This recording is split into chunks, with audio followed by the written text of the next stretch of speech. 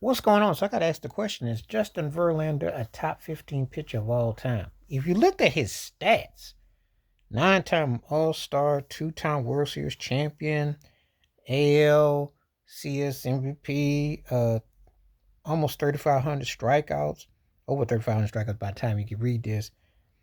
Um, Not that far from 300 wins, but he's kind of an oddity because it wasn't dominant. He almost pays the price. If I told you got three no hitters and you got Cy Young awards and all that, but does Verlander move the needle like say that even Clayton Kershaw did when Kershaw was at his best?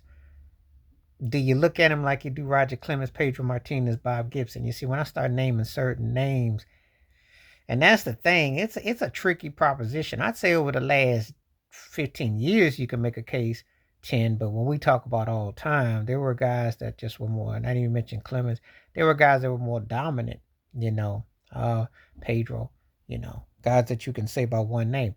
But he definitely is a guy that you don't sleep on his success. And I forgot to mention Greg Maddox and Tom Glavine. So where do we put Justin Verlander? I don't have him top 10. You can make the case for 15 to 20. But where do you rank Justin Verlander all time? Because his resume ain't no joke. I mean, it's pretty impressive. It's just that there's some cats that got him beat, and they tend to be ahead of him. But it's not like his resume is something to like sneeze on. To go, oh, that's just kind of generic. So it makes for an interesting debate. I mean, I always like these debates when I get hit with these questions about how certain people fare, where they rank, how people look at them, because it's so subjective and you really find out people's biases, and they really are blatant with it. Sometimes they're more with others than they are. And sometimes they're just like, oh, that guy was just such and such, or this guy was such and such, or that and that. But resumes play a part. But was he as dominant as a Randy Johnson? It's interesting what your criteria is. You know, Everybody got a different criteria. Was he as memorable as Tom Seaver? I can go on. Steve Carlton. Even Nolan Ryan. I mean, where would Justin Verlander fit? Would it? But again, it's impressive as his numbers are. Do they scream at you that this guy's top 10, top 15? Now, if you said top 20, I think you definitely get a strong case, 25, 20, somewhere in range in that. But when we talk about the totality of great pitchers and dominance, do we look at, I mean, and when I tell you sight on scene, he got some incredible numbers, longevity.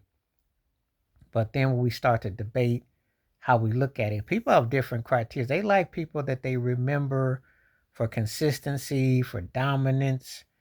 You know, People are very funny about who they rank amongst the best of the best.